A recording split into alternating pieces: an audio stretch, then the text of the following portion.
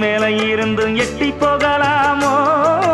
கட்டுப்பாடு இருந்தும் கட்டிக்கு முன்னே ஒட்டிக்கொள்ளலாமோ முத்தமிட்டா மோசம் என்ன உண்டாகும் சத்தமிட்டா உன் நிலைமை என்னாகும்